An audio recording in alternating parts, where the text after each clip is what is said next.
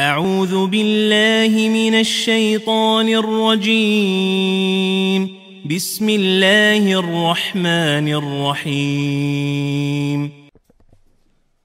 إن الحمد لله نحمده ونستعينه ونستغفره ونعوذ بالله من شرور أنفسنا ومن سيئات أعمالنا من يهده الله فلا مضل له ومن يضلل فلا هادي له وأشهد أن لا إله إلا الله وحده لا شريك له وأشهد أن محمدا عبده ورسوله يا أيها الذين آمنوا اتقوا الله حق تقاته ولا تموتن إلا وأنتم مسلمون يا أيها الناس اتقوا ربكم الذي خلقكم من نفس واحدة وخلق منها زوجها وبث منهما رجالا كثيرا ونساء واتقوا الله الذي تساءلون به والأرحام إن الله كان عليكم رقيبا يا أيها الذين آمنوا اتقوا الله وقولوا قولا سديدا يصلح لكم أعمالكم ويغفر لكم ذنوبكم ومن يطع الله ورسوله فقد فاز فوزا عظيما أما بعد فإن أصدق الحديث كتاب الله وخير الهدى هدى محمد صلى الله عليه وعلى آله وسلم وشر الأمور محدثاتها وكل محدثة بدعة وكل بدعة ضلالة وكل ضلالة في النار أما بعد. Donc c'est donc le deuxième cours sous le titre Ils sont la paix des cœurs, innahum ta'un al-qulub, comme je l'ai précisé hier, qui est une khutba, qui est un sermon du vendredi de Cheikh Mohamed Saïd Raslan d'Égypte, hafidahullah ta'ala, qu'Allah le préserve. Et on est arrivé à la parole de l'imam al-Asbahani rahimahullah ta'ala. يقول الأصبهاني الإمام رحمه الله تعالى والترك مجالسة أهل البدع ومعاشرتهم سنة لئلا تعلق بقلوب ضعفاء المسلمين بعد بدعتهم حتى يعلم الناس أنهم أهل بدعة ولئلا تكون مجالستهم ذريعة إلى ظهور بدعتهم. Donc l'imam al-Asbahani rahimahullah ta'ala, il a dit, et ce dans le cadre encore une fois de la mise en évidence des fondements des gens de la sunna et du consensus, et que parmi leurs fondements c'est le fait de détester et de ne pas s'asseoir, de ne pas tenir compagnie aux gens des innovations et de les détester, de mettre en garde contre eux et de les boycotter, etc. Il dit rahimahullah ta'ala, et délaisser le fait de s'asseoir et de tenir compagnie aux gens de l'innovation religieuse est une sunnah, afin que ne s'attachent pas certaines de leurs innovations religieuses au cœur des faibles parmi les musulmans, et afin que les gens sachent qu'ils sont des gens de l'innovation religieuse, et afin que le fait de s'asseoir avec eux ne soit pas un moyen par lequel leur innovation deviendrait manifeste. Une autre parole encore d'un savant de la sunna, وحكى أبو الحسن الأشعري رحمه الله تعالى في كتابه مقالة الإسلاميين حكى جملة معتقد أهل السنة أصحاب الحديث ومما قال ويرون مجانبة كل داع إلى بدعة والتشاغل بقراءة القرآن وكتابة الآثار والنظر في الفقه. Abu al-Hasan al-Ash'ari rahimahullah, il a rapporté dans son livre qui s'appelle Maqalatul Islamiyyin l'ensemble de la croyance des gens de la sunna, les gens du hadith, et parmi ce qu'il a dit, et il voit le fait de se tenir à l'écart de toute personne qui appelle à une innovation religieuse, et il voit le fait de s'occuper à lire le Coran et à écrire les athar et à regarder dans la jurisprudence, le fiqh. Un autre savant parmi les savants de la sunna, il a un livre qui s'appelle Usul Sunna, il s'appelle Ibn Abi Zamanin. وقال ابن أبي زمانين رحمه الله تعالى ولم يزل أهل السنة يعيبون أهل الأهواء المضلة وينهون عن مجالستهم ويخوفون فتنتهم ويخبرون بخلافهم ولا يرون ذلك غيبة لهم. Parce qu'il a dit, ce grand imam, encore une fois, parmi les imams qui ont compilé la croyance des gens de la sunna du consensus, il a dit, rahimahullah ta'ala, Ibn Abi Zamanin, et les gens de la sunna ne cessent de critiquer les gens des passions égarantes et interdisent de s'asseoir en leur compagnie, et mettent en garde quant à leur épreuve et informent de leur divergence, ou de leur transgression si vous voulez, leur divergence, et ne voient pas cela comme étant une médisance envers eux. Cheikh Raslan hafidahullah ta'ala, il commente ce passage et il dit وَلَا يَوْرَنَ ذَلِكَ غِيبَةً لَهُمْ بل هو من أعظم ما يتقرب به إلى الله عز وجل إن استقامت الطريقة وإن خلصت النية، لأن المرء ربما رد على مبتدع مشاق معاند بما هو فيه وكما ينبغي أن يرد، ولكنه لا يرد حين يرد لله عز وجل، وإن كان كلامه حقا في حقيقته مستقيما على طريقته، ولكنه يكون رادا عليه لبغض له في قلبه أو منافسة له على رئاسة أو ما أشبه، فلا يكون رده لله. وما من عمل يقبل عند الله حتى يكون خالصا لله عز وجل، فلا بد من إخلاص النية في الرد أولا، ثم يكون الرد على منهاج النبوة كما جاء به رسول الله صلى الله عليه وسلم. Écoutez cette parole de Cheikh al-Islam, il dit: et il ne voit pas cela comme étant une médisance envers eux, mais de plus, cela fait partie des choses les plus importantes par lesquelles on se rapproche d'Allah subhanahu wa ta'ala. Si, et c'est la condition, la méthodologie est correcte, et si, deuxième condition, l'intention est sincère. Car il se peut qu'une personne réfute un innovateur, un mubtadi', faisant scission et obstiné en fonction de ce qu'il a, et comme il convient de réfuter, mais lorsqu'elle réfute, elle ne le fait pas pour Allah. Et c'est même si sa parole est une parole de vérité, et méthodologiquement correcte, mais elle le réfute pour une haine qu'elle éprouve pour lui dans son cœur, ou en raison d'une compétition au sujet d'une responsabilité ou d'un poste si vous voulez, ou toute autre chose similaire, et donc sa réfutation n'est pas faite pour Allah. Et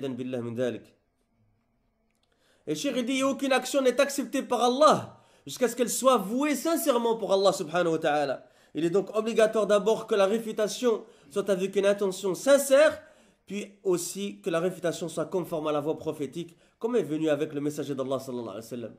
Pourquoi, ya ikhwa fillah? Pourquoi? Eh bien tout simplement parce que la réfutation c'est une adoration. Et toute adoration, il est obligé que se retrouvent deux conditions qui, si une d'entre elles n'est pas réunie, l'adoration n'est pas acceptée par Allah subhanahu wa ta'ala. Et ces deux conditions sont l'intention, ou plutôt la sincérité, afwan. Parce que quelqu'un peut avoir une mauvaise intention. La sincérité, c'est l'ikhlas, et al-mutaba'a, la conformité. On a déjà rapporté dans beaucoup de nos cours un verset qui reprend les deux conditions. C'est le dernier verset de Sourate Al-Kahf. فَمَنْ كَانَ يَرْجُو لِقَاءَ رَبِّهِ فَلْيَعْمَلْ عَمَلًا صَالِحًا وَلَا يُشْرِكْ بِعِبَادَةِ رَبِّهِ أَحَدًا. On continue avec une autre parole d'un grand savant, l'imam al-Barbahari rahimahullah, fi sharh al-sunnah, wa Abu Nu'aym fi al-Hilya, encore un autre savant, wa Ibn Battah fi al-Ibanah al-Kubra, Ibn Battah, qui a écrit de fameux livres dans la sunnah, notamment l'Ibanah al-Kubra. Et je vous rappelle cette parole qu'Abu Khadija nous a rappelée dans le dars d'hier ici à la mosquée. Oui. Et il a rapporté, Ibn Battah, qu'est-ce qu'il a dit? Il a dit, as-sunni, c'est celui qui ne trouve rien dans son cœur, aucun désagrément dans son cœur, quand on réfute les gens de l'innovation. Eh bien, c'est ce même savant-là qui est cité ici. Le sunni, c'est qui? C'est celui quand les gens de l'innovation sont réfutés, son cœur il est apaisé, il ne trouve aucune gêne vis-à-vis de cela. Allahu Akbar. Vous avez vu comment Salafi décrivait le sunni? Donc toi, là, si tu te revendiques Salafi, et que tu entends une mise en garde sur qui que ce soit, parmi les gens de l'égarement, les gens de l'innovation, et après, si tu trouves quelque chose vis-à-vis de cette mise en garde, après, fais attention. Crains Allah subhanahu wa ta'ala et cherche à te réformer. Et aussi, après Ibn Battah dans l'Ibanah al-Kubra ou al-La'ka'i, fi sharh usul i'tiqad, tout ça, c'est des livres et crois qu'il faut étudier un jour ou l'autre, comme je l'ai déjà dit hier, c'est les bases de la sunna, où les ulama, ils ont compilé la aqidah des gens de la sunna. عن سفيان الثوري رحمه الله قال من أصغى بأذنه إلى صاحب بدعة خرج من عصمة الله ووكل إليها يعني إلى البدع. Al-Barbahari rahimahullah, il a rapporté dans son fameux livre Sharh al-Sunnah, et Abu Nu'aym dans al-Hilya, Ibn Battah dans l'Ibanah al-Kubra, al-Laka'i dans Sharh usul i'tiqad, que Sufyan al-Thawri, qu'Allah lui fasse miséricorde, a dit, ce grand imam Sufyan al-Thawri rahimahullah, celui qui prête l'oreille à quelqu'un qui a une innovation religieuse sort de la protection d'Allah et confie à elle, c'est-à-dire à quoi? Aux innovations religieuses. وقال رحمه الله البربهاري وابن بطة واللألكي بإسناد صحيح عن الفضيل بن عياض رحمه الله تعالى قال لا تجلس إلى صاحب بدعة فإني أخاف أن تنزل عليك أو أن تنزل عليك اللعنة. قال لا تجلس صاحب بدعة فإن أخاف أن تنزل عليك اللعنة. هم أعظم السراق، لأن السراق الذين يعتدون على مالك ويستلبون أشياءك إنما على مالك ويستلبون أشياءك إنما يأخذون عرضا من عرض الدنيا، وأما الذي يسرق قلبك ويسلب روحك فإنه يدمر آخرتك. هم أعظم السراق. Al-Barbahari, vous voyez que les gens de la Sunna, quand ils parlent avec sanad. Et comme les salafis disaient, s'il n'y avait pas la chaîne de transmission, les gens ils diraient ce qu'ils veulent. Les gens de la Sunna, ils parlent avec sanad, ils parlent avec chaîne de transmission. Al-Barbahari, rahimahullah, Ibn Battah, rahimahullah, Laki, rahimahullah, ils ont rapporté avec une chaîne de transmission authentique. Qu'Al-Fudayl ibn Iyad, le grand imam de la Sunna, il a dit, qu'Allah lui fasse miséricorde, ne t'assois pas en compagnie de quelqu'un qui a une innovation religieuse, car j'ai peur que ne descende sur toi la malédiction. Allahu Akbar. Il dit, rahimahullah, ne t'assois pas en compagnie de quelqu'un qui a une innovation religieuse, car j'ai peur que ne descende sur toi la malédiction. Cheikh, il dit, ils sont les pires des voleurs. Car les voleurs qui s'en prennent à ton argent et te dérobent tes biens ne prennent qu'un bien parmi les biens de ce bas monde. Tandis que celui qui te vole ton cœur et te dérobe ton esprit, il te démolit ton au-delà, ta akhira. Ils sont donc les pires des voleurs. قال الفضيل بن عياض رحمه الله من أحب صاحب بدعة أحبط الله عمله وأخرج نور الإسلام من قلبه. أخرجه أبو نعيم وابن بطة واللألكائي بإسناد صحيح.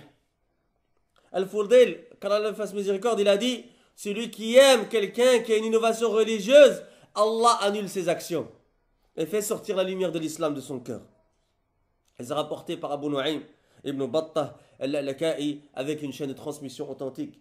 وقال رحمه الله كما ذكر البربهاري وابو نعيم وابن الجوزي في التلبيس إبليس من عظم صاحب بدعة فقد أعان على هدم الإسلام ومن تبسم في وجه مبتدع فقد استخف بما أنزل الله على محمد صلى الله عليه وسلم ومن زوج كريمته من مبتدع فقد قطع رحمها ومن تبع جنازة مبتدع لم يزل في سخط الله حتى يرجع. Allahu Akbar. Regardez les paroles salaf comme elles sont fortes en ce qui concerne les gens d'innovation et l'égarement. Et il dit qu'Allah lui fasse miséricorde comme ça a été rapporté, c'est-à-dire qui? Al-Fudayl.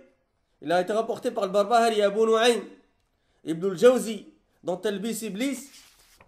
Celui qui glorifie quelqu'un qui a une innovation religieuse aura aidé à la démolition de l'islam. Et celui qui sourit à la face d'un innovateur aura méprisé ce que Allah a révélé à Muhammad sallallahu alayhi wa sallam. Et celui qui marie sa fille à un innovateur aura coupé sa matrice. Et celui qui suit le cortège funéraire d'un innovateur ne cessera d'être sous la colère d'Allah jusqu'à ce qu'il revienne.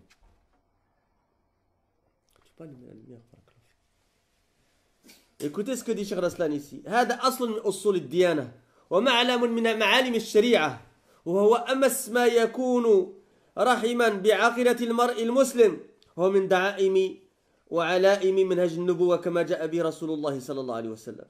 ولم يكن السلف من الصحابة ومن تبعهم بإحسان يغترون بزهد الرجل ولا بحسن ألفاظه وتتبع لآثار أهل العلم ولا بكثرة وعظه الناس ولا بغير ذلك ما لم يكن على السنة النبوية والجادة السلفية ما كانوا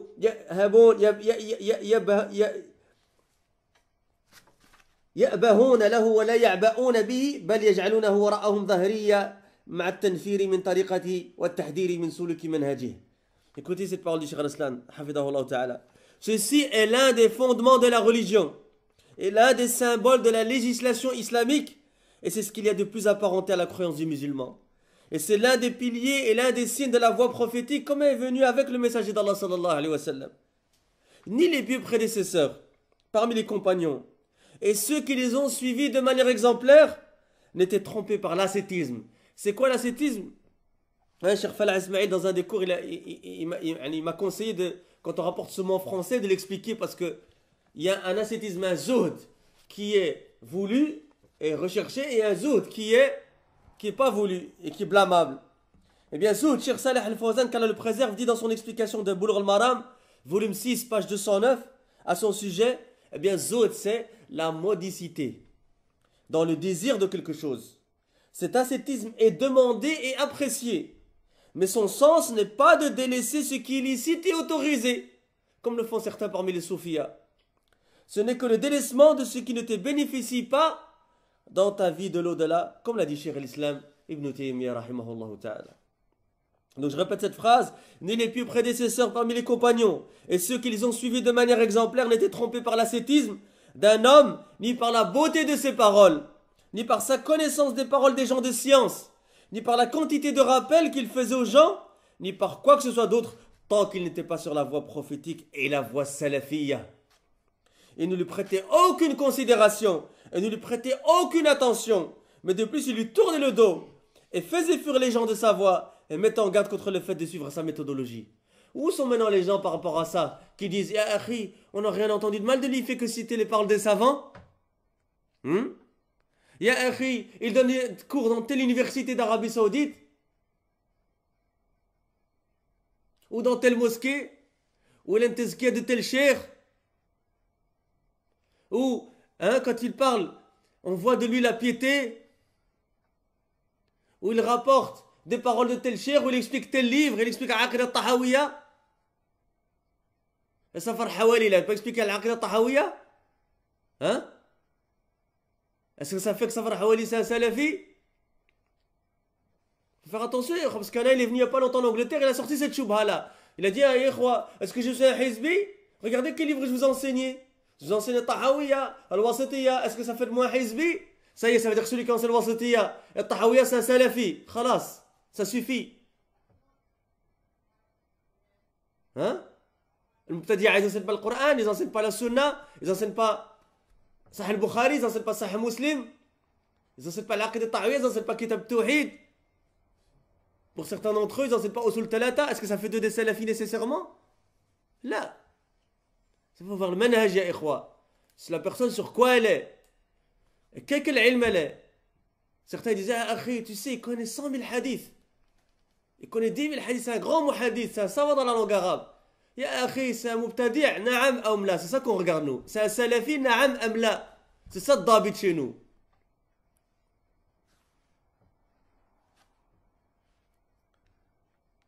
Et Cheikh il dit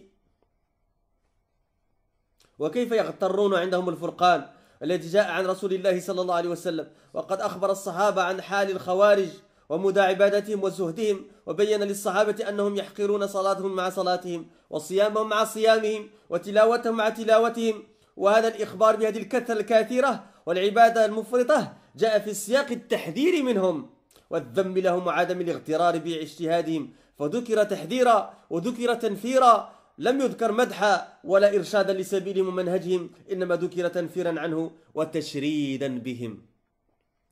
Évidemment, Cheikh al-Islam il parle avec dalil. C'est quoi son dalil? Écoutez. Et comment pourrait-il tromper alors qu'ils ont le discernement qui leur est venu du messager d'Allah sallallahu alayhi wa sallam et qu'il a informé les compagnons de la situation des kharijites, des khawarij et de l'étendue de leur adoration, de leur ascétisme et qu'il a mis en évidence aux compagnons qu'ils déprécieraient leurs prières en comparaison de la leur, et leur jeûne en comparaison du leur, et leur récitation en comparaison de la leur. Cette information sur cette adoration abondante et excessive est dans un contexte de mise en garde. Parce que le prophète, il leur a montré, il leur a dit, regardez comme ils sont purs, regardez comme ils adorent Allah, regardez comme ils sont dans leur jeûne, regardez comme ils sont dans leur prière, regardez. Et après, il les a mis en garde contre ces gens-là. Vous comprenez? Donc ça, c'est un dalil que quoi? Il ne faut pas être dupe par l'adoration des gens. Il ne faut pas être dupe par l'ascétisme et l'adoration apparente des gens.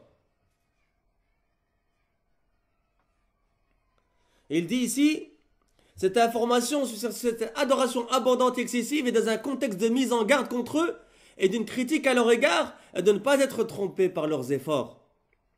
Cela a donc été dit en guise de mise en garde, et cela a été dit afin de fuir les gens d'eux. Et cela n'a pas été rapporté en guise de compliment ou afin d'orienter les gens vers leur voie et leur méthodologie. Cela n'a été rapporté qu'afin de faire fuir les gens d'eux et de les critiquer. Et ça me rappelle, il y a une histoire qui me revient à l'esprit. Je ne sais pas si vous étiez là à un des cours de Cheikh Falah Ismail, hafidahullah, qu'il a rapporté que les Sahaba, quand ils ont combattu le Khawarij sous l'étendard, sous l'émirat de Ali radiallahu anhu, qu'est-ce qui s'est passé? C'est qu'il y a un parmi les Sahaba, il était à la garde. D'accord? Il était à la garde dans le camp de Sahaba. Et Sahaba, la nuit, ils se reposaient, ils soignaient leurs blessures, radiallahu anhum wa ardahum. Ils se reposaient pour le combat du lendemain contre le Khawarij.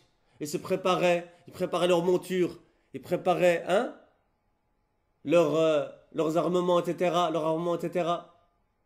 Et ce compagnon, radiallahu anhu wa ardah, il était à la garde et donc il faisait le tour du camp des musulmans, des Sahaba. Et qu'est-ce qui s'est passé? Il s'est rapproché du camp des Khawarij. Et il entendait le bourdonnement, un bourdonnement qui va venir de leur camp, qui était le bourdonnement de leur adoration, de leur lecture du Coran, de leur prière nocturne. Et c'est comme si ça l'avait affecté un petit peu. Mais qui passait par là? Regardez, l'Amir, il ne dort pas. C'est Ali radiallahu anhu. Et il a senti ça de lui. Qu'est-ce qu'il a fait? Il s'est assis avec lui, il leur a apporté toutes les narrations du prophète de mise en garde, comme celle-ci notamment, sur les Khawarij, malgré leur grande adoration, etc. Donc, il ne faut pas être dupe. Il ne faut pas être dupe par l'adoration des gens. Il ne faut pas être dupe. Il ne faut pas être dupe par la science apparente des gens. C'est le manhaj, ya ikhwa. C'est le manhaj. Est-ce que c'est le salafi? Na'am amla. Oui ou non? Est-ce qu'il est sur la voie prophétique? Oui ou non? Donc ne soyez pas dupes, ne soyez pas trompés par cela, jazakumullahu khairan. Et quand j'ai dit le camp des musulmans, quelqu'un qui dit qu'il a fait le takfir sur le Khawarij, même si certains ulama, ils voient quoi? Qu'ils sont kuffar ala kulli hal. D'accord? Donc j'ai dit le camp des Sahaba, et il y avait en face le camp des Khawarij. On continue. وصف رسول الله صلى الله عليه وسلم الخوارج بحالهم وبين أن قتلاهم شر قتل تحت أديم السماء وأنه إن أدركهم لا يقتلنهم قتل عاد وأن خير قتيل تحت أديم السماء من قتلوه وأنهم يمرقون من الدين كما يمرق السهم من الرمية وأنهم كانوا كذلك مع كثرة عبادتهم لأنهم انطووا على البدعة فلم تغني عنهم عبادتهم شيئا لأن الله جل وعلا لا يقبل من صاحب بدعة صرفا ولا عدلا لا يقبل الله رب العالمين من صاحب بدعة صرفا ولا عدلا حتى يدع بدعته. Le messager d'Allah sallallahu alayhi wa sallam a décrit les Khawarij, les Kharijites comme ils le sont et a mis en évidence qu'ils étaient les pires des tués sur terre et que s'il les rencontrait, alayhi salatu wa sallam, il les tuerait comme le peuple de Ad a été tué et que le meilleur des gens assassinés sur terre est celui que les Kharijites ont tué et qu'ils sortent de la religion comme la flèche sort de l'arc et qu'ils sont comme cela malgré leur abondante adoration car ils sont enfoncés dans l'innovation religieuse. Leur adoration ne leur a été donc utile en rien car Allah n'accepte de celui qui a une innovation religieuse ni repentir ni rançon. La sarfan wa la adla. Ici le terme adl aurait pu être traduit par acte obligatoire et sarf par acte surrogatoire. Voir l'explication de Sunan Nasa'i de Cheikh Mohammed ibn Ali ibn Adam l'Éthiopie, volume 36, page 144. والله رب العالمين لا يتوب على صاحب بدعة فتوبته بعيدة لأن المسكين يحسب بل يعتقد أنه على الجادة فإذا قيل له تب قال أتوب من الطاعة أتوب من المعروف استهجن كلام ناصحه جدا فيبقى على ما هو عليه مقيما حتى يرد الموارد نسأل الله السلامة والعافية. Allah, le Seigneur des mondes, subhanahu wa ta'ala, n'accepte de celui qui possède une innovation religieuse, ni repentir, ni rançon, jusqu'à ce qu'il délaisse son innovation religieuse. Après, attention, on va faire un tafsil vis-à-vis de ça, qu'on ne comprenne pas que, il n'a pas de tawbah du tout. On va voir qu'est-ce que ça veut dire dans un instant dans la parole du Cheikh Rabi' et de Cheikh Al-Mahdi Al-Abbad, hafidahumullah jami'an. Et dans la parole de Jamal ibn Farah Al-Harithi, hafidahullah ta'ala. Et Allah n'accepte pas de repentir de celui qui possède une innovation religieuse. Alors ici, comme je l'ai dit, il y a un point, il y a une pause à faire ici. Parce que quand j'ai lu ça, je me suis dit que ça pouvait prêter confusion. Même si la parole du shir, hein, elle est comprise par les gens de la Sunna de la bonne manière, mais il y a un tafsil à faire ici. D'accord? Alors je vous ai pris l'explication de Cheikh Jamal ibn Furah al-Harithi dans un bon livre que je vous conseille, qui a été d'ailleurs préfacé par Cheikh Saleh Ali Cheikh et d'autres savants, qui s'appelle Lammoud Dur al-Manthur. Et c'est un livre qui a compilé les narrations des salafs sur la sunna et les gens de la bid'a, etc. Pages 193 et 194. Celui qui comprend que le repentir n'est pas du tout accepté par de l'innovateur, cela est une compréhension incorrecte. Mais ce qu'il faut comprendre, c'est que l'innovateur ne commet cette innovation que parce qu'il cherche à se rapprocher d'Allah, comme il le prétend. Par cela, comment pourrait-il se repentir d'une action qu'il considère vertueuse? Contrairement à celui qui commet des péchés, qui, lorsqu'il commet une désobéissance ou une perversité, regrette ce qu'il a fait. Je vous ai rapporté un autre savant, qui est Cheikh Zayd ibn Hadi al-Madkhali hafidahullah, qui dit dans son excellent livre Al-Ajwib al-Athariya an al-Masail al-Manhajiyya, page 213. Et ya ikhwa, j'en profite pour faire une parenthèse ici, il y a des livres que chaque salafiya, il doit avoir à la maison. Il y a des livres qui nous ont aidés, nous personnellement, dans la compréhension du ménage salafi. Et qui nous ont permis, bi'inillah ta'ala, de nous protéger, de mettre une muraille protectrice autour de nous contre les embûches des gens de l'innovation. Le premier livre, moi, que j'ai lu en tête, que j'ai en tête comme ça, dans ce cadre-là, des questions-réponses dans le Manhaj, et dans le Manhaj, c'est le fameux livre de Cheikh Jamal ibn Furah al-Harithi, qui a compilé les questions-réponses de Cheikh al-Fawzan dans le Manhaj et qui les a commentées, qui s'appelle Al-Ajwibatu al-Mufidatu an Masail an As'ilat al-Manhaj al-Jadida. C'est un livre, ya ikhwa, qui existe depuis très longtemps. Hein? Moi, je vous parle de quelque chose qu'on a lu il y a peut-être presque 10 ans maintenant, hein? Mais qui, subhanallah, c'est le genre de livre qui clarifie beaucoup d'affaires. Al-Ajwibatu al-Mufida an As'ilat al-Manhaj al-Jadida de Cheikh al-Fawzan, mais en fait c'est une compilation de Cheikh Jamal ibn Furah al-Harithi, qui est un cheikh lui-même et qui est un élève de Cheikh al-Fawzan, et qui en plus a commenté cela. Et on va référer à ce livre plus tard dans Rad sur Manhaj al-Muwazanat. D'accord? Ça c'est le genre de livre, ya ikhwa, que chaque salafi il doit avoir à la maison. Ça a été édité par Dar al-Minhaj. Un autre livre, c'est un livre qui vient d'être publié il n'y a pas longtemps, c'est ce livre de Cheikh Zayd ici. Hein?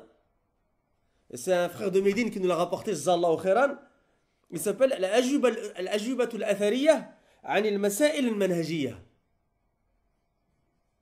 Plusieurs centaines de pages, ya ikhwa, que des questions-réponses dans le Manhaj. Il y a d'autres livres, comme le Manhaj al-Salafi de Cheikh Bazmoul, qui a été d'ailleurs traduit en anglais. Je ne sais pas d'ailleurs ce que les frères francophones ils attendent pour le traduire. À la Kolihal, on a toujours un train de retard. Hein, dans ce qui concerne le Masail al-Manhajiyya, même ces derniers temps, ça commence à s'améliorer, alhamdulillah. Et on demande à Allah qu'il nous facilite de le traduire. Le Manhaj al-Salafi de Cheikh Bazmoul. Il y en a d'autres, ya ikhwa, qui ne me viennent pas en tête tout de suite comme ça, mais il y a Al-Ajuba, le livre de Al-Fatawa al-Jaliya de Cheikh Najmi en 2 tomes.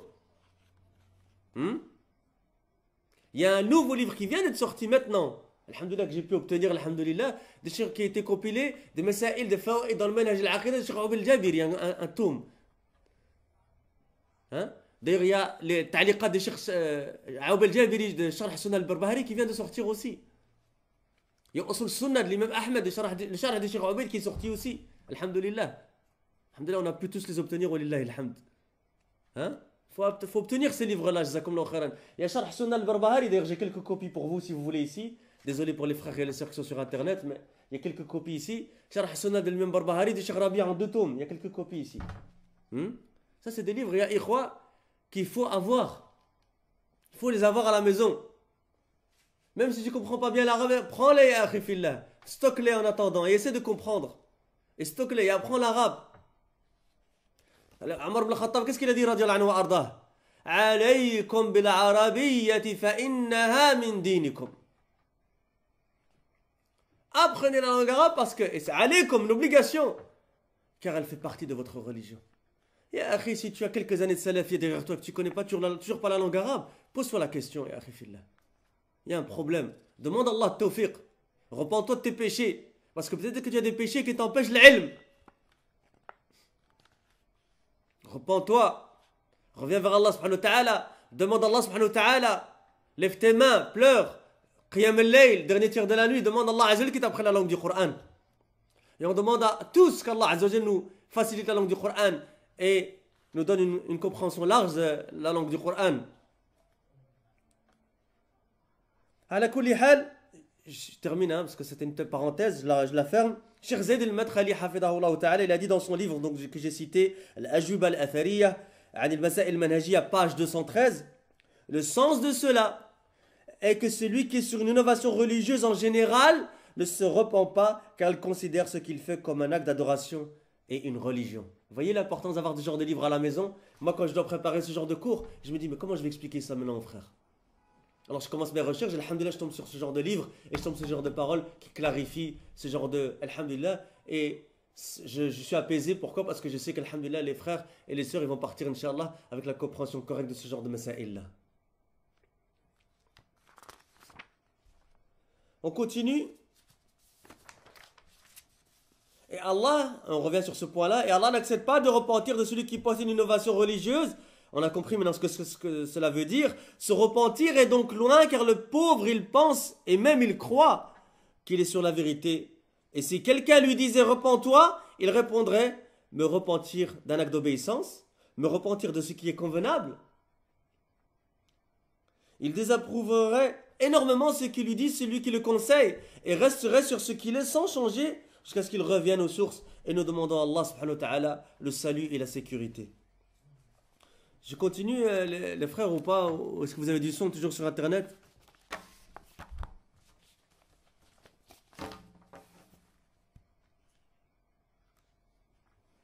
Est-ce que vous avez du son, Yahwa?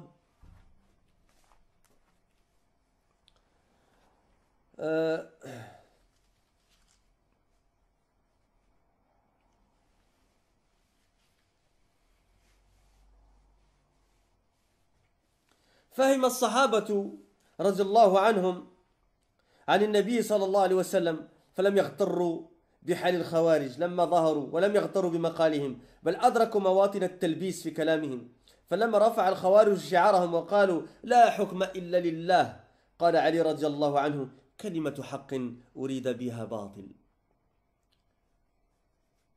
Écoutez cette faïda ici, c'est pour ça que j'ai insisté pour le faire. Parce qu'il est plein d'enseignements, ya ikhwa. Les compagnons, qu'Allah les agrée tous, ont compris le prophète sallallahu alayhi wa sallam et n'ont pas été trompés par la situation des Khawarij lorsqu'ils sont apparus. Parce qu'ils avaient l'ilm. Et vous comprenez pourquoi Cheikh Al-Uthaymin dit toujours, rahimahullah, que la protection contre le shahawat, c'est taqwa. La protection contre les désirs et les passions, c'est quoi? C'est la crainte d'Allah subhanahu wa ta'ala. Et la protection contre les ambiguïtés shubuhat, c'est l'ilm, la science. Ils n'ont pas été trompés, radiallahu anhum wa ardahum, par la situation des Khawarij lorsqu'ils sont apparus, et n'ont pas été trompés par leur discours. Mais de plus, ils ont cerné les zones d'ambiguïté dans leurs paroles. Lorsque donc les Khawarij ont proclamé leur slogan en disant, et on en entend beaucoup des slogans de nos jours, hein, le jugement n'appartient qu'à Allah. Et quand vous voyez certaines des vidéos de Al-Qaïda, le groupe de Ben Laden, etc., vous voyez qu'est-ce qu'ils font? Ils prennent le sabre, ou la Kalachnikov maintenant, et qu'est-ce qu'ils font? Hein, ils la lèvent, et ils mettent le mushaf dessus, hein, ils la lèvent et ils crient quoi? Innil hukmu illa lillah. Innil hukmu illa lillah. Exactement comme les Khawarij faisaient à l'époque. Est-ce que nous allons être dupes de la tromperie et des ambiguïtés de Al-Qaïda et de ce genre de groupe de Khawarij? Non. Comme les compagnons radiallahu anhum, ils n'ont pas été dupes des Khawarij à leur époque.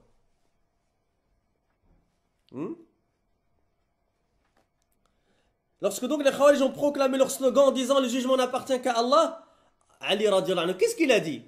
C'est une parole de vérité par laquelle ils veulent quelque chose de faux. Allahu Akbar. Kalimatu haqq, in al-hukmu illa lillah. Walakin urida biha batil. Ce que vous cherchez par là, c'est quelque chose de faux.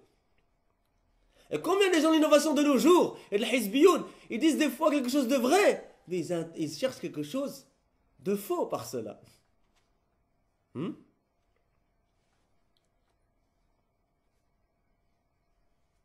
Et réfère pour les frères qui étaient là peut-être l'autre nuit quand il y a un débat ici à la mosquée avec un frère qui prie avec nous mais qui appelait à la mosquée de Hizbiya, qui répondait des ambiguïtés, etc. Et regardez, Allah l'a fdah parce qu'il s'est retrouvé devant les frères et devant les frères douat, etc., devant tout le monde et il a dû s'expliquer. Walillahi alhamd. Qu'est-ce qu'il répondait comme ambiguïté? Oui, Abu Khadija, c'est pas un savant. C'est vrai. Mehdi, c'est pas un savant. Naam, c'est vrai. Mais qu'est-ce que tu cherches par là? En sachant qu'il n'a pas parlé sur moi, il a parlé juste sur Abu Khadija. Qu'est-ce que tu cherches par là? Tu cherches à attaquer le manhaj de la personne, ya khifillah. Tout le monde sait que c'est pas un savant. C'est notre frère et il fait da'wa ici, mais on sait très bien que c'est pas un savant. Mais qu'est-ce que tu cherches par là? Tu cherches pas à établir quelque chose qui est connu de tout le monde. Toi, quand tu vas chez des jeunes convertis et tu vas chez des nouveaux, etc., tu leur dis ça. Qu'est-ce que tu cherches par là? Tu cherches à attaquer le manhaj de la personne et à couper le lien entre ces frères-là et leurs enseignants. Ça me rappelle exactement. C'est vrai ou pas? Kalimatu haq urida biha batil. C'est vrai, naam, on sait très bien que c'est pas un savant. Mais pourquoi tu le dis? Ouais, Hassan Abou Asma, c'est pas un savant, akhi. C'est pas un cheikh. Naam, on sait très bien. Sulman Hayiti, akhi, c'est pas un savant. Naam, on le sait très bien. Suleiman Godloupi, c'est pas un savant. Naam, on sait très bien. Mais qu'est-ce que toi tu cherches par cela? Qu'est-ce que toi tu cherches par cela? Tu cherches à attaquer le manhaj et la da'wa de ces gens-là. Ne soyez pas dupes, ya ikhwa. Ne soyez pas dupes, jazakumullahu khairan.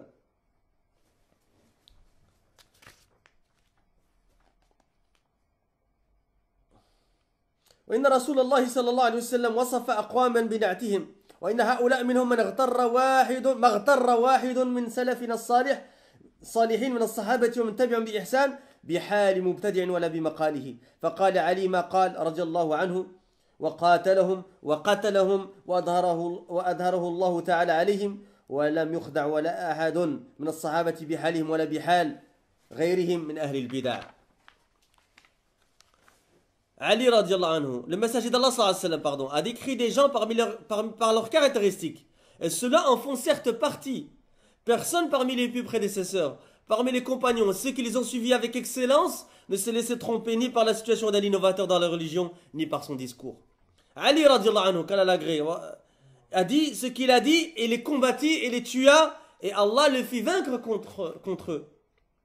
Personne parmi les compagnons ne fut trompé par la situation de ceux-là, ni par la situation d'autres parmi les gens de l'innovation religieuse. Écoutez cette narration que vous connaissez certainement. جاء يحيى بن يعمر وحميد بن عبد الرحمن الحميري إلى عبد الله بن عمر رضي الله عنهما فأخبراه عن حال القدرية الذين يقولون الأمر أنف وإنه لا قدر إلى غير ذلك من مقولاتهم الباطلة وأظهروا هذا الأمر يعني القدرية بالبصرة. فقال لما سأل ابن عمر رضي الله عنهما إنه ظهر قبلنا أقوام يقرؤون القرآن والخوارج يحقر الصحابة تلاوتهم مع تلاوتهم والقدرية يقرؤون القرآن ويتقفرون العلم أي يطلبونه ويتتبعونه وذكر من شأنهم أي من شأن القدرية ومن صفاتهم وأنهم مع ذلك يزعمون أنه لا قدر وأن الأمر أنف. لم يغتر ابن عمر رضي الله عنهما بتلك الأعمال ولا بطلب العلم ولا تتبعه ولا بشقشقات اللسان لأن هؤلاء أظهروا البدعة فقال رضي الله عنه إذا لقيت هؤلاء فأخبرهم أني بريء منهم وأنهم براء مني والذي يحلف به عبد الله بن عمر لو أن لأحدهم مثل أحد ذهبا فأنفقه ما قبل الله منه حتى يؤمن بالقدر والحديث أخرجه مسلم في صحيحه. Cette histoire que vous connaissez sûrement parce que je l'ai fait en cours. J'ai fait un cours ici, le hadith Jibril, non? Je ne l'ai pas fait ici. C'est en Belgique que je l'ai fait et en France, à la Kouléhal. Il est disponible en PDF sur notre site, même s'il est encore en maintenance. Yahya ibn Ya'mar et Abdurrahman al-Himyari. Tous deux sont deux hommes parmi les anciens, les salafs. Ils vinrent voir qui? Abdullah ibn Umar. En fait, ils sont partis en Hajj ou en Umrah. Et ils ont vu que le Qadariya, ils sont apparus à Al-Basra. Ils ont dit on va aller à Al-Hajj ou Al-Umrah. et on espère trouver quelqu'un parmi les compagnons. Et Allah il leur a facilité qui quand ils sont rentrés dans le haram? Abdullah ibn Omar, radiallahu anhuma. Et ça, les ulama, ils prennent ça comme preuve que on prend des ulama à notre religion. Hein? Tabi'in, ils prenaient des sahaba. Et on prend des akabir, on prend des grands. Donc, ils vinrent voir Abdullah ibn Omar, qu'Allah l'agrée ainsi que son père, et l'informèrent de la situation des qadarites, qui disaient qu'il n'y a pas de prédestination, et qu'Allah ne sait les choses qu'après qu'elles arrivent. Et d'autres paroles encore parmi les fausses paroles. Et qu'ils manifestèrent cette chose, c'est-à-dire les qadarites, à Basra, en Irak maintenant. Lorsqu'ils questionnèrent Ibn Omar, qu'Allah l'agrée ainsi que son père, ils ont décrit le qadariya. Ils ont décrit. Il y a des gens, ils sont comme ceci, ils prennent l'ilm, etc. etc. Ils disent, il y a des gens qui sont apparus chez nous qui récitent le Coran. Regardez les caractéristiques. Et les compagnons déprécient leur récitation en comparaison de celle des Khawarij, comme on l'a déjà dit. Et les qadarites récitent le Coran. Et ils cherchent la science. Et ils citèrent leurs caractéristiques, c'est-à-dire les caractéristiques des qadarites. Et malgré cela, ils prétendent qu'il n'y a pas de prédestination et qu'Allah ne sait les choses qu'après qu'elles arrivent. Quelle a été la réaction d'Abdullah ibn Omar? Est-ce qu'il a été dupe, radiallahu anhu, est-ce qu'il a été dupe de leurs caractéristiques? La, abadan, jamais. Ibn Omar, quand les agrétudieux, ne fut pas dupé par ses actes et cette quête de la science et sa recherche et par leur éloquence, car ceux-là ont manifesté une innovation religieuse. Il dit donc, si tu rencontres ceux-là, fais-leur savoir que je suis innocent d'eux. Regardez le mawqif. Et qu'ils sont innocents de moi. Hein? Et j'en profite aussi pour dire que lui, il n'était pas le Basra, il a juste entendu parler de leur innovation religieuse et d'eux, il s'est innocenté d'eux. Qu'en est-il de certains de nos frères qui entendent parler de Maghraoui au Maroc et disent, ah, j'ai pas bu le café avec lui? Ou je ne suis pas marocain, ça ne me concerne pas? Hein? Ou bien certains qui sont de nos frères musulmans mais qui ne sont pas salafis, mais qui disent quoi? Ils disent non, Ben Laden, moi j'ai pas bu le café avec lui, moi j'ai rien à voir avec lui. Subhanallah al-Adim. Et Cheikh Rabi' a bu le café avec Ben Laden? Et Cheikh Ben Baz il a bu le café avec Ben Laden? C'est une histoire de cappuccino maintenant le manhaj. Subhanallah al-Adim. Hein? Regardez le salaf, ils étaient à Basra et c'est innocenté directement d'eux. Je suis innocent d'eux et ils sont innocents de moi. Regardez le mawqif de salaf.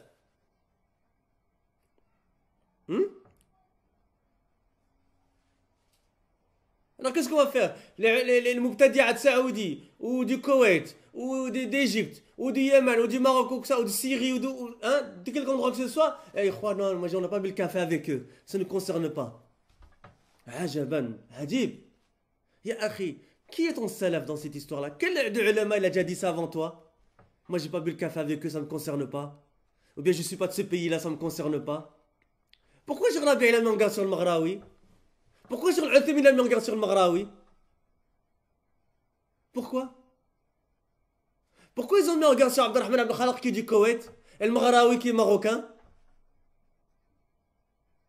Pourquoi ils ont mis en garde sur le Tekfirin d'Algérie alors qu'ils sont algériens? Hein, ça ou là? Pourquoi ils ont mis en garde sur Youssef Al-Qardawi qui est égyptien? Maintenant c'est une histoire géographique, le manhaj, c'est une histoire de nationalité. Subhanallah, et ce qui est étonnant, c'est que ce genre d'ambiguïté se répand très vite. Et même certains de nos frères, ils revendiquent la salafie, ils sortent ce genre d'ambiguïté-là. Ajaban.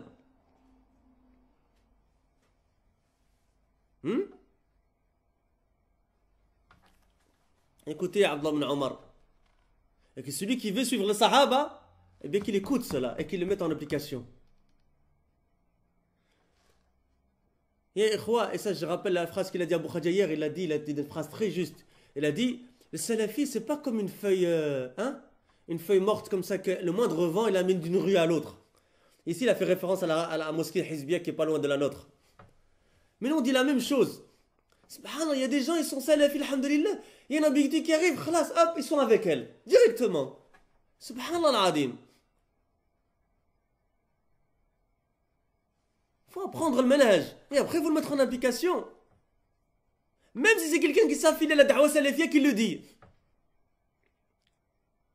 Et même tu devrais, si toi tu écoutes ses cours ou quoi que ce soit, tu devrais lui faire nasiha. Dis akhi fillah, tout ce qu'on a connu toi, tu nous as pris le manhaj, tu lui dis c'est ça, c'est faux ce que tu as dit akhi fillah. Et s'il veut pas, khlas.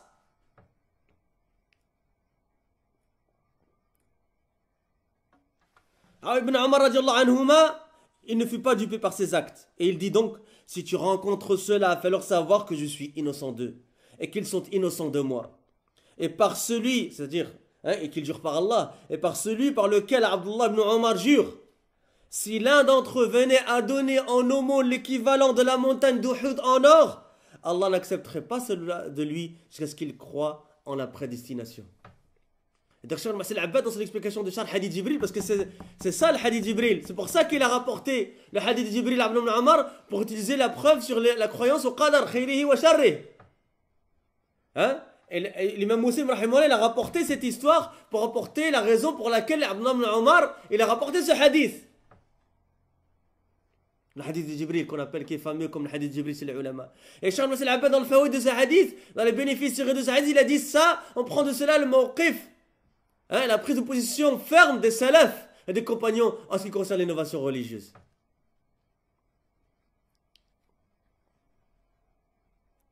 Et c'est rapporté donc par Muslim dans son authentique. Leur adoration ne leur sert à rien. لا تغني عنهم عبادتهم شيئا ولا يغني عنهم اجتهادهم شيئا ولا وعظهم يغني عنهم شيئا ما داموا على البدعة فإن استقاموا فالقليل يجزئ واليسير مجزئ والبركة فيه حينئذ لأنه على جادة رسول الله صلى الله عليه وسلم. Écoutez encore une fois cette parole qu'il faut écrire hein, avec de l'encre dorée, de l'encre d'or. Leur adoration ne leur sert à rien, leur effort ne leur sert à rien, et leur discours ne leur sert à rien tant qu'ils sont sur l'innovation religieuse. S'ils sont sur la droiture, peu leur suffirait. Et ça me rappelle une parole des salafs qui disait Al-iqtisad ala sunnah khayrun min ijtihad ala al-bid'ah. L'économie sur la sunna est meilleure que l'effort dans la bid'ah. Parce que si c'est peu, même sur la sunna, alhamdoulilah, c'est accepté. Il y a le baraka, comme dit le cheikh ici, il dit s'ils sont sur la droiture, peu leur suffirait et il y aurait la bénédiction car ils seraient sur la voie du messager d'Allah sallallahu alayhi wa sallam. قال البربهاري رحمه الله في شرح السنة واعلم رحمك الله أن العلم ليس بكثرة الرواية والكتب إنما العالم من اتبع العلم والسنن وإن كان قليل العلم والكتب ومن خالف الكتاب والسنة فهو صاحب بدعة وإن كان كثير العلم والكتب لا تغترن بأحد أحد حتى تضعوا على المحك على الكتاب والسنة بفهم الصحابة ومن تبعهم بإحسان فإن استقام حاله فبها ونعم عين وإن لم يستقم حاله فاجعله دبر أذنيك وراءك ظهريا ولا تلتفت إليه ولا تعرج عليه ولا أضلك وإلا أضلك وحرفك عن الصراط المستقيم. Al-Barbahari rahimahullah qui a écrit dans Sharh Sunnah, il dit d'ailleurs dans Sharh Sunnah, sache qu'Allah te fasse miséricorde que la science n'est pas le nombre de narrations et de livres. Le savant n'est que celui qui suit la science et les sunan, et c'est même s'il a peu de science et de livres. Et celui qui transgresse le Coran et la Sunna est quelqu'un parmi les gens de l'innovation, et c'est même s'il a beaucoup de science et de livres. Il y en a un jour, il a essayé de sortir d'ambiguïté ici à la mosquée sur Cheikh Aoubid Jabiri, un frère. Il a dit, Cheikh Aoubid, je ne le considère pas comme les kibars. Parmi les kibars. Déjà, t'es qui toi pour dire ça? Tu te prends pour Charles Fawzan ou quoi? Hein? T'es qui toi pour dire ça? Toi, la mahala laka min al-i'rab. T'as aucune fonction d'analyse grammaticale, aslan. Hein? C'est une expression pour dire t'as rien à voir, tu ne prends même pas en considération ce que tu dis de toute façon. Pourquoi? Vous savez pourquoi il a dit ça? Cheikh Aoubid Jabiri, il n'a pas beaucoup de livres. Allah hawla wa la quwwata illa billah. Cheikh Aoubid Jabiri, c'est un cheikh qui est aveugle. Comment tu veux que Cheikh Aoubid Jabiri écrive un livre? Et en sachant que le temps, il l'a rendu mensonger. Pourquoi? Parce que les livres de Cheikh Aoubid, ils sortent beaucoup. Parce que, alhamdulillah, Cheikh Aoubid, il a des élèves, alhamdulillah. Hein? Les mashayikh, ils les considèrent. Moi, j'ai assisté à une daura en 2003 avec Cheikh Aoubid Jabiri, on a fait quelques livres avec lui. Il y avait pas mal de mashayikh qui étaient là. Le seul qui parlait, c'était Cheikh Aoubed Jabiri. Qui était là? Cheikh Falah Ismail. Cheikh Ben Ramzan Al-Hajiri. Cheikh Mohamed Al-Anjari. Cheikh Issa Saleh. C'est un cheikh que vous ne connaissez pas qui est à Bahreïn. Hein? Il y en a un autre qui était là mais qui a dévié. Je préfère même pas citer son nom. On cite son nom, comme ça on met en garde sur lui. On cite son nom. C'est Fawzi, qu'on appelle Athari, mais qui est plus Athari, qui est Fawzi Al-Haddadi. Hein? Fawzi Al-Bahreïni, que je connaissais d'ailleurs personnellement, subhanallah. Hein? Quand je lui téléphonais ou que je le voyais, il me reconnaissait directement. Alhamdulillah, quand les ulama ont parlé sur lui, on l'a délaissé directement. Alhamdulillah. Hein? Et maintenant il critique Cheikh Rabi', il critique le Mashir, il dit qu'ils ont l'Irja, il critique Cheikh Al-Albani, etc. Hein? Sallah al-Tabat. Qu'Allah le guide. Subhanahu wa ta'ala. Hein? Qu'Allah le guide. Eh bien, tous ces Mashirs-là, ils étaient assis et c'est Cheikh Aoubed qui parlait. J'ai assisté devant moi des frères anglais d'Angleterre ici, et parmi eux il y avait Hassan, notre frère Hassan Somali, qui ont posé une question à Cheikh Al-Anjari parce qu'il parle très bien anglais. Une question dans le fiqh. Cheikh Al-Anjari, il a écouté la question, et puis il a traduit à Cheikh Falah Ismail qui était à côté de nous, qui était dans le même cercle. Cheikh Falah Ismail a écouté la question, et puis il a demandé à Cheikh Aoubed qui était plus loin. Regardez l'adab. Cheikh Al-Anjari parce qu'il considère Cheikh Falah comme étant plus savant que lui. Et Cheikh Falah Ismail parce qu'il considère Cheikh Aoubed comme étant plus savant que lui. Si les gens ne connaissent pas tabaqat des ulama, les degrés des ulama, les ulama ils connaissent les degrés des ulama. Cheikh Falah Ismail, quand il a entendu il y a que des gens qui critiquent Cheikh Aoubed, il a dit Sahih. Il y a des gens qui ne savent pas c'est qui Cheikh Aoubed. Vous vous souvenez quand il a fait la biographie de Cheikh Aoubed ici dans la mosquée chez nous? Il a dit Cheikh Aoubed Jabiri, quand moi j'étais un élève à Médine, hein, comme moi, j'ai Cheikh Falah Ismail il a plus de 60 ans, hein. Quand moi j'étais un élève, et il est docteur, khalas, il a fini ses études il y a longtemps. Hein? Et ça fait longtemps qu'il fait déjà da'wa au Koweït et dans d'autres pays, etc. Il dit quand moi j'étais un élève à Médine, Cheikh Aoubed Jabiri, il était déjà le responsable de l'ifta à Médine.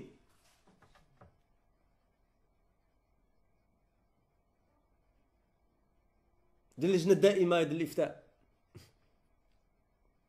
À cette époque-là, qu'est-ce qu'on va dire aujourd'hui, Ikhwa? Alhamdulillah, je voudrais annoncer la bonne nouvelle que les frères qui viennent de revenir de Médine, etc., ils ont annoncé la bonne nouvelle que les cours de Cheikh Aoubed, ils sont remplis de gens. Allah, avec surtout toutes les fitanes, les dernières fitanes, etc., Allah Azza wa Jalla l'a élevé. Parce qu'il s'est levé pour défendre la vérité, il s'est dressé pour défendre la vérité. Et que, alhamdulillah, Allah Azza wa Jalla donne qaboul chez les gens. Et que beaucoup de gens sont intéressés par ces cours.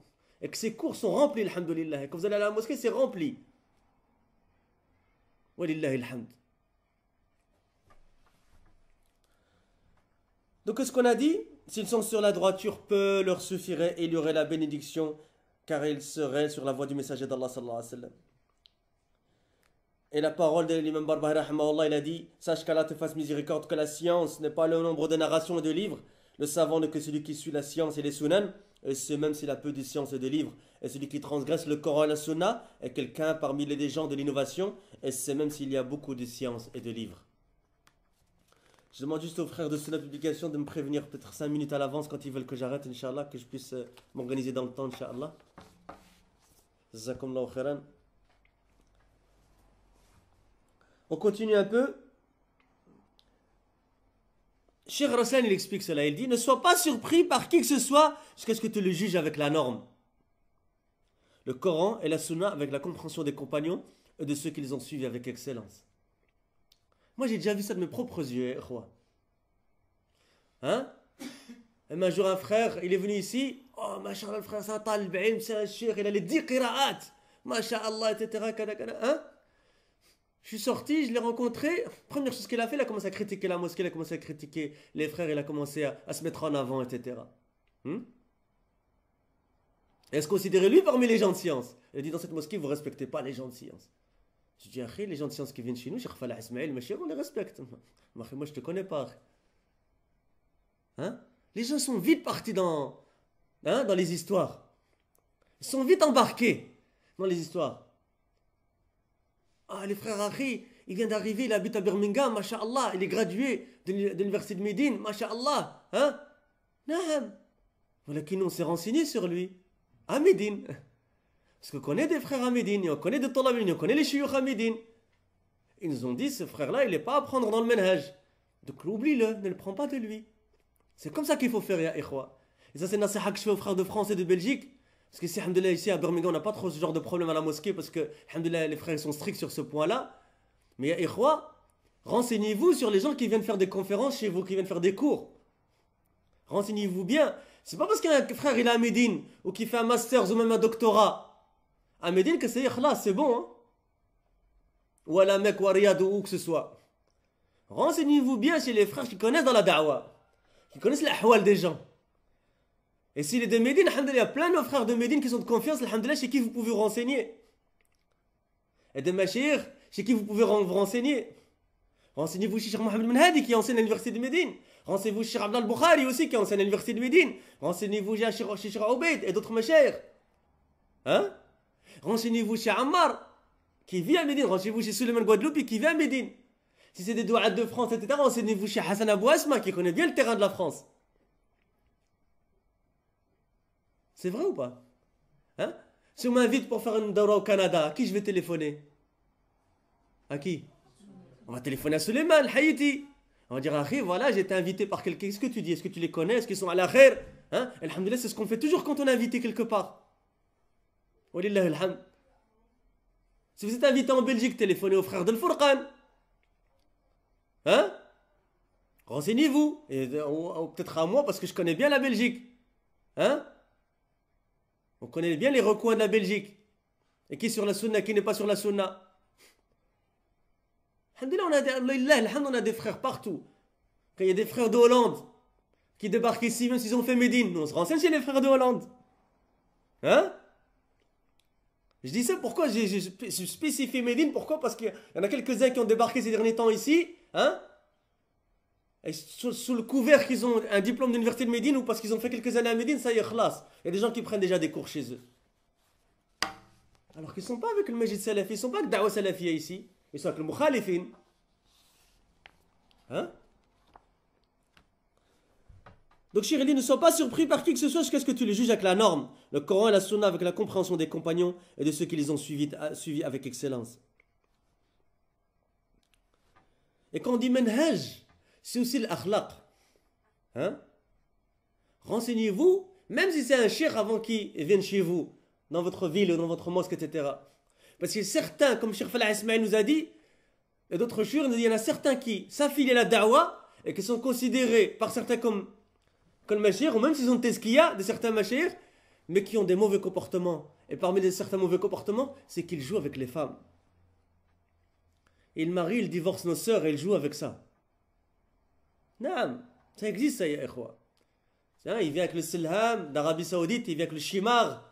Cheikh Intel, il a un tezkiya de Cheikh Intel, et qu'est-ce qu'il fait sur un voyage? Peut-être il va se marier avec 7 ou 8 sœurs. Hein? Certaines des sœurs, peut-être il va se marier avec la nuit, le lendemain de Dhuhr, il la divorce. C'est quoi le péché de cette sœur qu'elle a fait en une nuit ou en une matinée? Qu'est-ce qu'elle a fait, Miskina, pour que tu la divorces? Hein? Pourquoi tu fais pas ça en Arabie Saoudite ou au Koweït ou en Jordanie ou en Égypte, etc. Hein? C'est des histoires qu'on tient de nos machayikh, c'est pas des histoires inventées. Et je ne citerai pas de nom parce qu'on ne m'a pas autorisé à citer de nom, donc je ne citerai pas de nom. Hein? Mais on les connaît, ya ikhwa. Renseignez-vous, téléphonez à Cheikh Aoubé, téléphonez à Cheikh Rabi', téléphonez aux machayikh qui connaissent les gens. Dites, ya Cheikh, voilà, il y a un tel, on a entendu du bien de lui, mais il veut venir, on nous a proposé qu'il vienne chez nous, etc. etc. Qu'est-ce que vous dites? Est-ce qu'on le fait venir ou pas? Et c'est pour ça que partout où j'ai été dans les dawras, dans les conférences, j'ai toujours, un nasiha que j'ai fait toujours, mais que les frères, ils doivent craindre Allah, ils doivent vraiment essayer de la mettre en application, c'est qu'ils aient quelqu'un parmi le kibar derrière eux, derrière leur centre, derrière leur mosquée, derrière leur école, qu'ils aient quelqu'un parmi le kibar derrière eux. Et spécifiquement les gens qui ont la connaissance des hommes. Que la moindre chose, ils reviennent à eux. La moindre chose. Et c'est pour ça où il est l'hamd. Ba'da fadillah azza wa jal. Hein? Après, le bienfait d'Allah subhanahu wa ta'ala, après le fadillah azza wa jal. C'est pourquoi? C'est parce que ces frères ici à Birmingham, ils sont très attachés au kibar.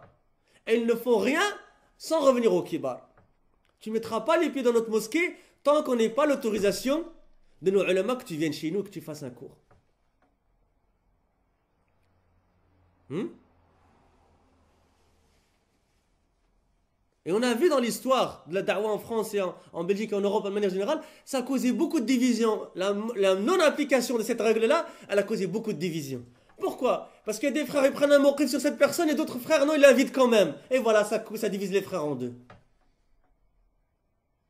Pourquoi on n'inviterait pas juste les gens qui sont clairs dans le manhaj et qui n'ont pas de problème dans le comportement et que nos ulama nous recommandent, alhamdulillah ala kulli hal. Alhamdulillah, si on a personne, alhamdulillah ala kulli hal. Mais si on a quelqu'un de bien, alhamdulillah. Et ça évite les divisions entre les frères. Alors qu'en est-il quand c'est dans le manhaj maintenant?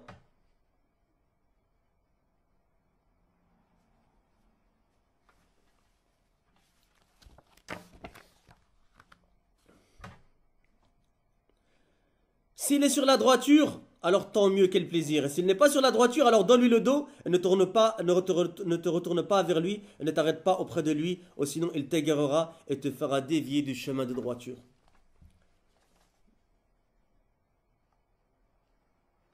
Donc si j'ai bien compris votre message, les frères, j'ai encore 23 minutes, c'est ça, hein?